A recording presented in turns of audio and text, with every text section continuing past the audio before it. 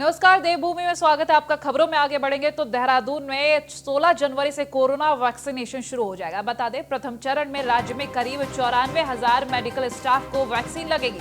तो 12 जनवरी को वैक्सीनेशन का अंतिम दौर का ट्रायल होगा। सीएम त्रिवेंद्र सिंह रावत ने कहा है कि ट्रायल से ही सभी से बेहतर तालमेल होगा। स्वास्थ्य सचिव अमित नेगी ने कहा है कि 16 जनवरी से वैक्सीनेशन शुरू हो जाएगा।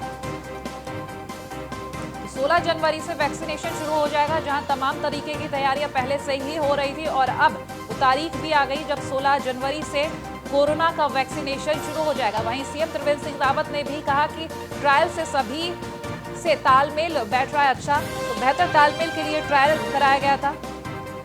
वहीं 12 जनवरी को वैक्सीनेशन के दौर का अंतिम दिन है। खबर हम आपको बता रहे हैं, प्रथम चरण में राज्य में करीब 94,000 मेडिकल स्टाफ को ये वैक्सीन लगाई जाएगी। 16 जनवरी से वैक्सीनेशन की प्रक्रिया शुरू हो जाएगी। तो 12 जनवरी को वैक्सीनेशन का अंतिम दौर होगा। तो वैक्सीनेशन के ट्रायल का जो अंतिम दौर है वो 12 जनवरी है। वही 16 जनवरी से कोरोना वैक्सीनेशन शुरू हो जाएगा। सीएम त्रिवेंद्र सिंह रावत का बयान भी सामने आया है कि बेहतर तालमेल के लिए ट्रायल हो रहा है, तो ट्रायल से सभी से बेहतर तालमेल होगा। वहीं स्वास्थ्य सचिव अमित नेगी का कहना 16 जनवरी से वैक्सीनेशन शुरू हो जाएगा।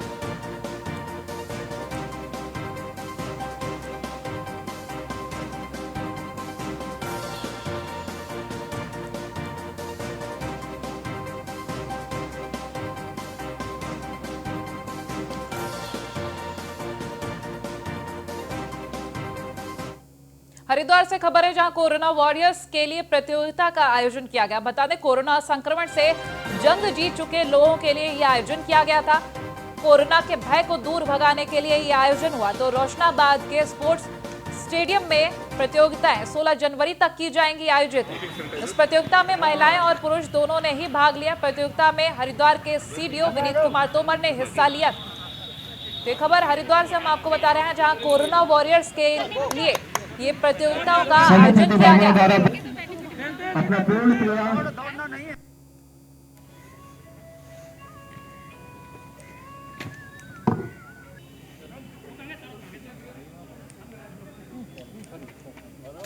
खबर हरिद्वार से हम आपको बता रहे हैं, जहां कोरोना वॉरियर्स के लिए प्रतियोगिताओं का आयोजन किया गया। हमारे यहाँ जनपद में ऐसे बहुत लोग रहे जो कोरोना से इन्फेक्ट हुए। तो जो लोग कोरोना से लड़कर वापस आ चुके हैं उनके मध्य एक रेस का आयोजन किया गया है। इसमें 35 वर्ष कट ऑफ रखी गई है। जो उससे ऊपर के हैं और जो उससे नीचे के हैं, 2 वर्गों में विभाजित किया गया है। उसी अनुसार एक 200 मीटर 1 किलोमीटर की प्रतियोगिताओं का आयोजन किया गया है। उद्देश्य इसका ये है कि एक मैसेज देना है पब्लिक को कि कोरोना ऐसा नहीं है कि हम उससे लड़कर जीत नहीं सकते। हम अगर हर चीज़ का प्रोटोकॉल का पालन करें तो स्वस्थ रूप से वापस आ सकते हैं और अपनी रूटीन जीवन लाइफ में अपने कामों को सुचारू रूप से चला सकते हैं। एक खबर हम आपको बता रहे हैं, जहां प्रतियोगिताओं में हरिद्वार के सीडीओ भी मौजूद रहे। कोरोना वॉरियर्स के लिए ये प्रतियोगिताएं और आयोजित की गई हैं। कोरोना संक्रमण से जीत चुके जंग जीते हुए लोगों के लिए इसका आयोजन किया गया। बता दें, कोरोना के भय को दूर भगाने के लिए इस प्रतियोगिता का आयोजन किया गया है। तो 16 जनवरी तक ये प्रतियोगिताएं आयोजित किया जाएंगी। रोशनाबाद के स्पोर्ट्स स्टेडियम में इन प्रतियोगिता का आयोजन किया जा रहा है। तो प्रतियोगिता में हरिद्वार के सीडीओ भी मौजूद है।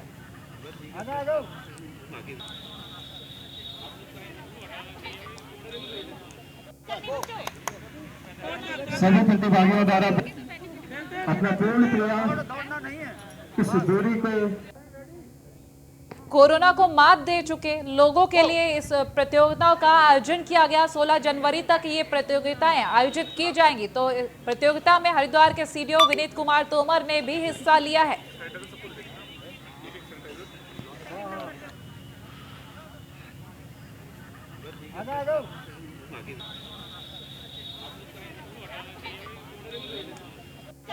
कोरोना वॉरियर्स के लिए इन प्रतियोगिताओं का खास तौर पर आयोजन किया गया है। रोशनाबाद के स्पोर्ट्स स्टेडियम में ये प्रतियोगिताएं 16 जनवरी तक आयोजित करेंगी।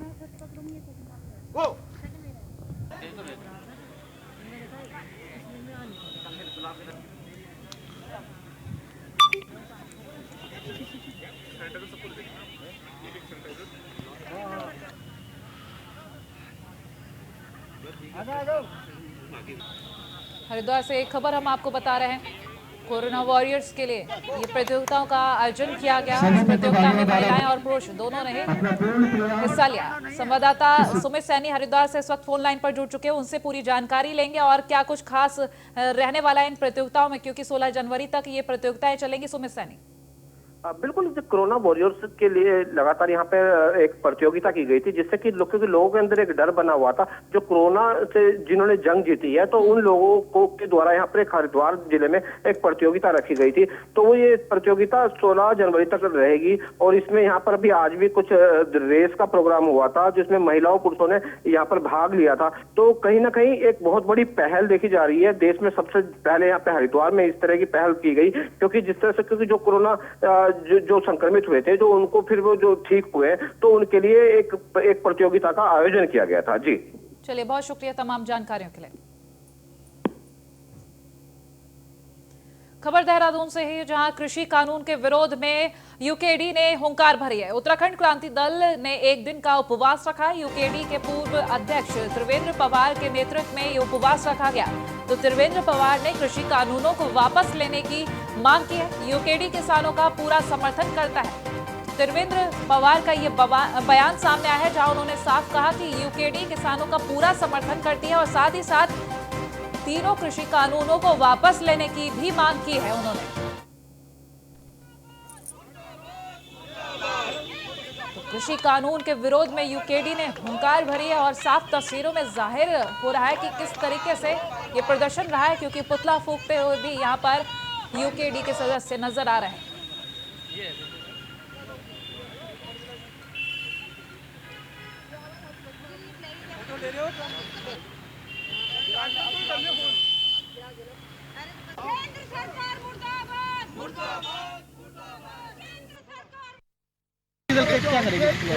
आजादी के बाद ये पहला ऐसा आंदोलन है जो बिल्कुल अहिंसक तरीके से चला और अपने हितों की लड़ाई लड़ा।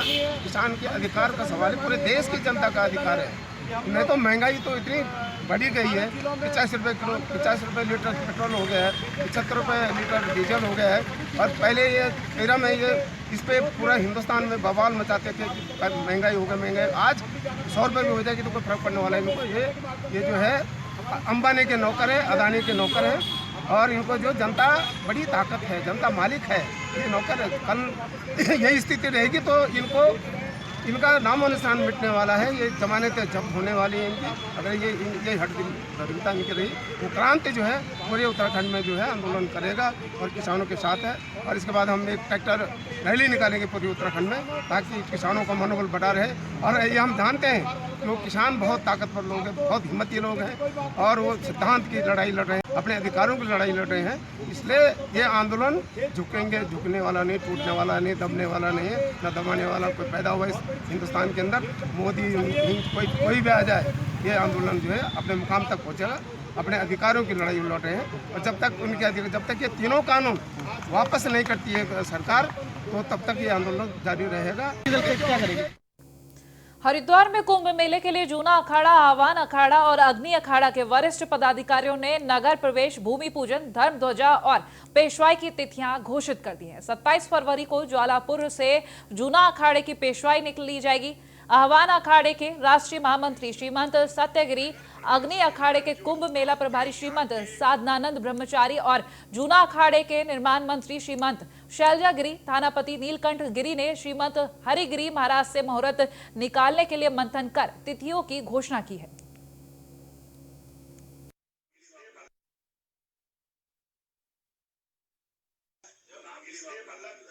के बारे में आज चिंतन विचार का दिन था। हम लोग का परंपरा के हिसाब से नगर प्रवेश करते हैं। नगर प्रवेश के बाद जो देवताओं का यहाँ के कुल देवता जो होगा, ग्रामीण देवता, ये शहर के नगर के जो प्रमुख देवता होंगे उनका वहाँ पूजा करते हैं कि अपने नगर में प्रवेश होने के लिए अनुमति प्रदान करें। इसलिए मतलब तिथियों के बारे में आज चिंतन विचार का दिन था। हम लोग का परंपरा के हिसाब से नगर प्रवेश करते हैं। नगर प्रवेश के बाद जो देवताओं का यहाँ के कुल देवता जो होगा, ग्रामीण देवता, ये शहर के नगर के जो प्रमुख देवता होंगे उनका वहाँ पूजा करते हैं कि अपने नगर में प्रवेश होने के लिए अनुमति प्रदान करें। इसलिए मतलब तिथियों के बारे में आज चिंतन विचार का दिन था। हम लोग का परंपरा के हिसाब से नगर प्रवेश करते हैं। नगर प्रवेश के बाद जो हरिद्वार में अखिल भारतीय अखाड़ा परिषद के अध्यक्ष श्रीमंत नरेंद्र गिरी ने कुंभ को लेकर स्पष्ट करते हुए कहा कि कुंभ मेला बंद कमरे में नहीं होगा, साथ ही मेले की परंपराओं तंबुओं की रहेंगी, इसलिए खुले स्थान पर तंबुओं में ही मेला संपन्न होगा। उन्होंने चेतावनी भरे लहजे में कहा कि श्रद्धालुओं को रजिस्ट्रेशन और जांच के नाम पर भ्रमित ना करें। अध्यक्ष श्रीमंत नरेंद्र गिरी ने कहा कि 2021 के कुंभ में श्रद्धालु संत महात्मा उत्तराखंड सरकार की कोविड गाइडलाइन का पालन करें। वो खुद भी यही चाहते हैं, लेकिन रजिस्ट्रेशन संभव नहीं है। मेले में इतनी बड़ी संख्या में संत महात्मा आएंगे जिसमें सबका रजिस्ट्रेशन होना मुश्किल होगा।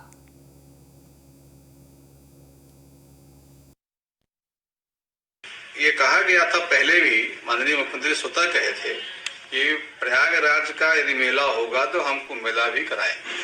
तो प्रयागराज का तो मेला हो रहा है भव्यता दिव्यता से, बल्कि पिछले साल से और ज्यादा हो रहा है। हमारे प्रदेश के मुख्यमंत्री आदरणीय योगी आदित्यनाथ तो स्पष्ट शब्दों में कहा है कि परंपराओं का पालन होगा विधिवत। हमने पूरी रिपोर्ट वहां भेजी थी, तो मेला अधिकारी से यही कहा है कि आप तत्काल इसकी सारी व्यवस्था कराएं। तो मेला अधिकारी ने कहा कि महाराज जी, मैं तो पानी की व्यवस्था, विद्युत की व्यवस्था और जो जमीन का संतुलीकरण, जमीन का अलॉटमेंट की बात, ये सब के लिए उन्होंने कहा कि अभी ऊपर से निर्देश हमें हो जाए तो मैं तत्काल कर दूंगा।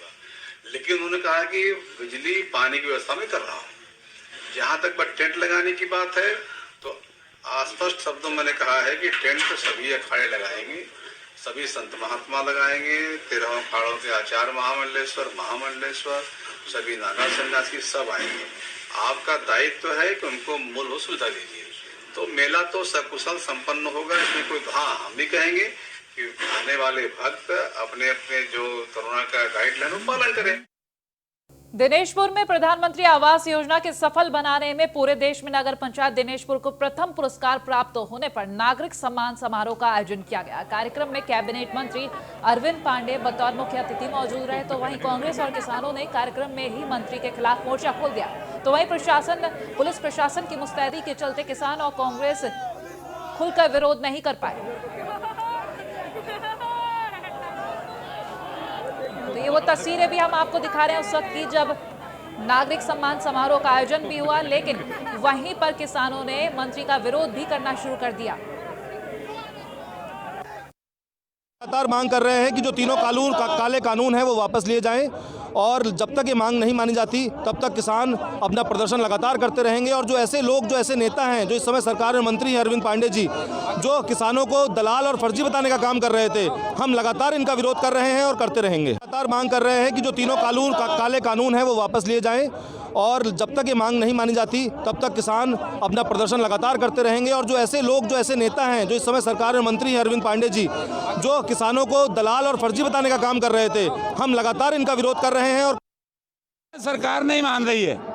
आप थोड़ा सा इसको देखें कि ये जो विषय है, जो एग्रीकल्चर का विषय है, ये स्टेट गवर्नमेंट का है। अब अगर कभी आप हमारे जो वहाँ के 40 मुखिया हैं हमारे यूनियंस के, उनको आप सुने, मैं सुनता हूँ, फॉलो करता हूँ, मैं उनकी 2 मीटिंग में भी बैठ कर आया हूँ। मैं लगभग 1 महीना लगातार सिंगू बॉर्डर रहा था। मेरी पीछे थोड़ी ठंड लग गई, तबीयत ख़राब होने से मैं पिछले 10 दिन से यहाँ हूँ। तो मैंने एक चीज़ को बड़ी करीब से देखा है। किसान नहीं मान रहा, आपने कहा किसान मान रहा है, क्योंकि बिल को रिपील करने के अलावा कोई ऑप्शन नहीं है। एक नोटिफिकेशन जारी होगा, ये बिल कार्यक्रम चल रहा है सरकार का। इसमें बेसिकली जो दिनेशपुर नगर पालिका की जो अचीवमेंट है उसको लेकर के एक प्रोग्राम चल रहा है। तो हमारे जो स्थानीय किसान भाई हैं, इनका भी एक विरोध प्रदर्शन है कानून को लेकर के। तो इस पर हम लोगों ने बैरियर वगैरह लगा रखा है, प्रॉपर फोर्स लगी हुई है। ये अपना शांतिपूर्वक एजिटेशन ये कर रहे हैं, यहाँ पर अंदर प्रोग्राम भी चल रहा है। तो कानून व्यवस्था और सुरक्षा जो है इंटैक्ट है और इसको हम कायम रखेंगे। फोर्स लाना था और फोर्स की ज़रूरत तो नहीं है जो स्थिति है इस वक्त। देखिए, वर्तमान में हमने फोर्स लगा रखा है, अंदर कार्यक्रम स्थल पे भी लगा रखा है और साथ ही यहाँ बाहर भी लगा हुआ है। साथ ही ये भी शांतिपूर्वक प्रदर्शन कर। खबरों में आगे बढ़ेंगे तो काशीपुर के भाजपा विधायक हरभजन सिंह चीमा और मेयर उषा चौधरी ने क्षेत्र की 1 करोड़ की धनराशि से बनी 16 सड़कों का शिलान्यास किया है। विधायक चीमा ने लोगों से कहा है कि प्रदेश की भाजपा सरकार प्रदेश के विकास के लिए तैयार है। जैसे जैसे काशीपुर के लिए बजट आवंटित होगा, सभी क्षेत्रों को विकास की मुख्य धारा से जोड़ा जाएगा। क्षेत्र में पानी, बिजली, स्वास्थ्य एवं आवागमन के लिए सड़कों के लिए निर्माण को प्राथमिकता दी जाएगी। भाजपा विधायक हरभजन सिंह चीमा ने सड़कों का शिलान्यास करते हुए कहा कि जनता खुश है। गहरे गड्ढों से दुगनी राशि से बनी सड़कों को बनाया गया है। साथ ही नगर निगम की मेयर उषा चौधरी का आभार व्यक्त किया है।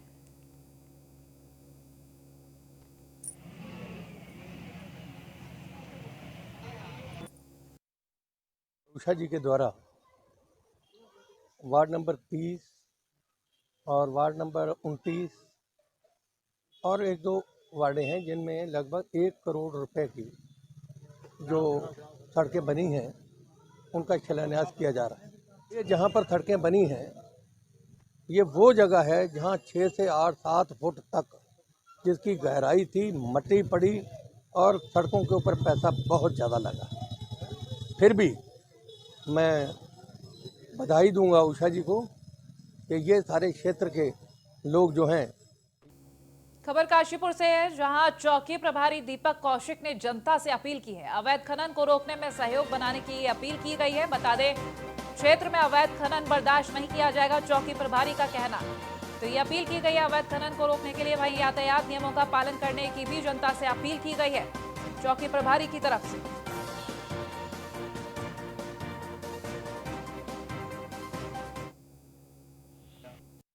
मैं अवैध खनन के जो अवैध खनन करते हैं लोग, उन लोगों को सख्त जो है मेरा मैसेज ये है कि वो लोग अपना काम सुधारेंगे और नहीं तो उनको बिल्कुल बर्दाश्त नहीं किया जाएगा। किसी भी प्रकार का अवैध खनन मुझे बिल्कुल बर्दाश्त नहीं है, उन पर सख्त से सख्त कार्रवाई होगी और ओवरलोड जो भी लोग चलते हैं उन लोगों पे भी सख्त कार्रवाई की जाएगी। और जो रश ड्राइविंग करते हैं ड्राइवर जो हैं उन लोगों को निर्देश दे दिए गए हैं, वो लोग भी रश ड्राइविंग नहीं करेंगे। यदि कोई रश ड्राइविंग करता पकड़ा जाएगा तो उसके खिलाफ कार्रवाई होगी। और नशे के विरुद्ध जो है, जो लोग नशे बेच रहे हैं, चाहे वो स्मैक बेच रहा हो। लालकुआ में विकलांग ने न्याय की गुहार लगाई है। परिवार के साथ उच्च अधिकारियों से सहायता मांगी है। तो कई बार अधिकारियों के चक्कर लगा चुका है ये पीड़ित। अधिकारियों से गुहार लगाने पर सिर्फ आश्वासन मिला है, मदद नहीं। तो एक खबर लालकुआ से हम आपको बता रहे हैं, जहां परिवार के साथ उच्च अधिकारियों से न्याय की गुहार लगाई है विकलांग ने, लेकिन आश्वासन के अलावा इसको और कुछ नहीं मिला। कई बार अधिकारियों के चक्कर लगा चुका है ये पीड़ित। अधिकारियों से गुहार लगाने के बाद भी सिर्फ और सिर्फ मिला तो आश्वासन।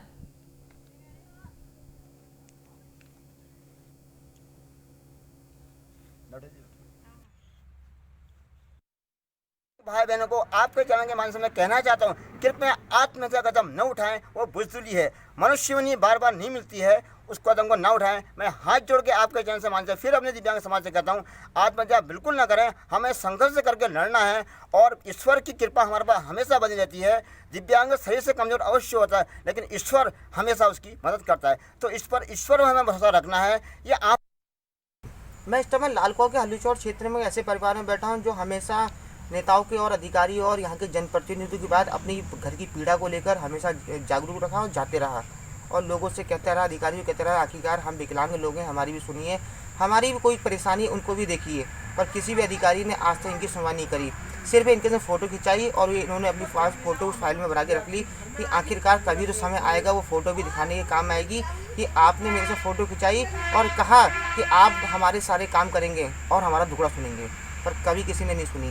ऐसे में आज हम इस परिवार में पहुँचे और उनका दुखड़ा सुना, तो दुखड़ा सुनने के बाद यही नतीजे पहुँचे कि आखिरकार कहाँ वो नेता और कहाँ वो जनप्रतिनिधि रह जाते हैं जो चुनाव में बड़ी बड़ी बातें कर जाते हैं। पर इस परिवार का क्या, पढ़े लिखे सभी परिवार में लोग हैं। खुद शंकर लाल जी इंटर पास हैं, इसके अलावा इनके 3 बच्चे हैं, वो सब पढ़े लिखे हैं और नौकरी और चाकरी के अलावा कभी इनको कुछ नहीं मिला। ना ही नौकरी मिली, ना ही काम मिला, ना धंधा मिला, कुछ नहीं मिला। पर लड़ाई के संग से संघर्ष ही करते रह गए और नेताओं के चक्कर ही काटते रह गए। अब देखना होगा किस तरीके सरकारें और यहाँ की जनप्रतिनिधि इनकी बात सुनते हैं और उनके आंसू पोंछने कब आते हैं। Umesh Pant, news 1 India. रुड़की के सोत इलाके में नदी किनारे बर्ड फ्लू के कौवे मरने की सूचना पर वन विभाग के कर्मचारियों में हड़कंप मच गया, जिसके बाद वन विभाग के साथ साथ स्थानीय जनप्रतिनिधि भी मौके पर पहुंचे, जिसके बाद काफी तलाश करने पर एक मृत कौवा पड़ा मिला, जिसको वन विभाग के कर्मचारियों ने अपने कब्जे में ले लिया है।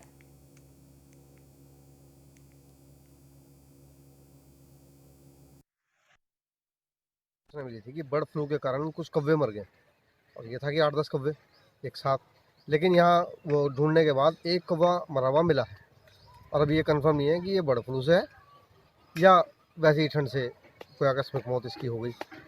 बाकी खोजबीन जारी है। सूचना मिली थी कि बर्ड फ्लू के कारण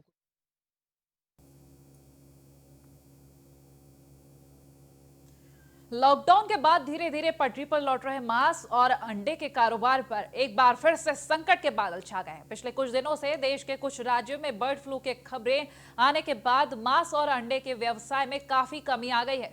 हालांकि उत्तराखंड अभी तक बर्ड फ्लू की दस्तक से महफूज है, इसके बावजूद यहाँ कारोबारियों पर इसका खासा असर पड़ता दिखाई दे रहा है। रुड़की शहर के चिकन और अंडा कारोबारियों का कहना है कि बर्ड फ्लू की खबरों से कारोबार आधा हो चुका है, तो वहीं कुछ कारोबारियों का मानना है कि इन दिनों इस तरह की अफवाह फैलती है, ये मात्र एक अफवाह है, कुछ नहीं। वहीं रुड़की सिविल लाइन अस्पताल की चिकित्सक डॉक्टर वंदना भारद्वाज ने इसके बचाव के उपाय बताए हैं। उन्होंने बताया कि किसी वायरस से बचने के लिए साफ सफाई बेहद जरूरी है। इसके साथ 160 डिग्री फ़ारेनहाइट तापमान पर पका भोजन सुरक्षित होता है। ये क्या है, बर्ड फ्लू एक इन्फ्लुएंजा वायरस है ना, जिससे ये होता है। इससे बचाव के लिए ये क्यों फैलता है, ये जो आपका रॉ मीट होता है या कुक मीट है, तो दोनों को अलग अलग रखेंगे। दूसरा, हाइजीन का विशेषकर ध्यान देना होगा इसमें कि जब भी आप कोई खाना खा रहे हैं तो सबसे पहले अपना हाथ धोएं। जैसे कि हम कोविड से तो जूझ ही रहे हैं, इसमें भी हमारा सिर्फ मेन फोकस था कि हम हाइजीन पर ध्यान रखें। ऐसा ही इसमें है, जो भी हम जितने भी है आप देखेंगे इन्फेक्शियस डिजीज़ है या ये वायरस है, सबसे पहले हाथ धोना बहुत ज़रूरी है, अपना हाइजीन मेंटेन करें। दूसरा, जो नॉनवेज खाते हैं लोग, जो मीट खाते हैं, उनके लिए है कि जो रॉ मीट होता है उसको अच्छे से वॉश कर ले, और दोनों को, जो कुक्ड मीट है या रॉ है, दोनों को अलग अलग यूटेंसिल्स में, बर्तनों में अलग अलग रखेंगे, तो उससे साफ सफाई के ध्यान से। खबर रुड़की से है, जहां बीजेपी कार्यकर्ताओं ने कोतवाली में हंगामा काटा है। पुलिस के चालान काटने पर इन्होंने हंगामा काटा। मास्क न पहनने पर पुलिस ने इनका चालान काटा था। कोविड-19 के नियमों की धज्जियां उड़ा रहे थे बीजेपी कार्यकर्ता, जहां बीजेपी कार्यकर्ताओं ने महिला दरोगा से अभद्र व्यवहार भी किया है, तो कार्यकर्ताओं ने पुलिस के खिलाफ यहां पर नारेबाजी भी की है। तो बीजेपी कार्यकर्ताओं ने कोतवाली ने जमकर हंगामा काटा। बता दें, इन कार्यकर्ताओं ने मास्क नहीं पहना था, चालान कटने पर इन्होंने हंगामा काटा है। बता दें, मास्क न पहनने पर पुलिस ने ये कार्रवाई की, तो बीजेपी कार्यकर्ताओं ने कोतवाली में हंगामा काटा है। जमकर इन कार्यकर्ताओं ने पुलिस के खिलाफ नारेबाजी की है।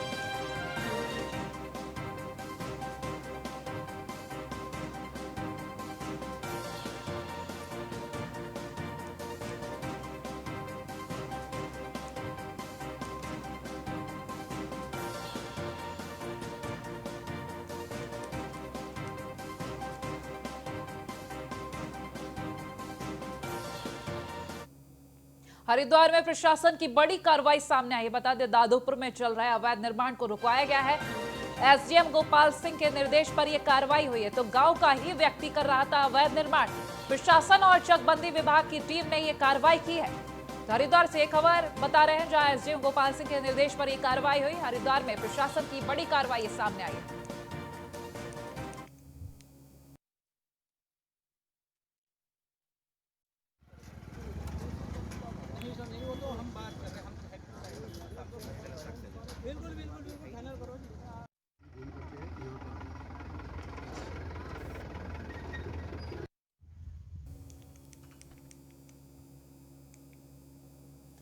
ऋषिकेश में मांस और शराब के सेवन के साथ बिक्री पर प्रतिबंध लगाया। बता दें, इसके बावजूद शहर के अंदर मांस की होम डिलीवरी खुले तौर पर देखने को मिल रही है। यही नहीं, मांस विक्रेताओं ने होम डिलीवरी के लिए प्रचार प्रसार करना भी शुरू कर दिया है। इसके लिए मांस विक्रेताओं ने जगह जगह बैनर और फ्लेक्स लगवाए हैं।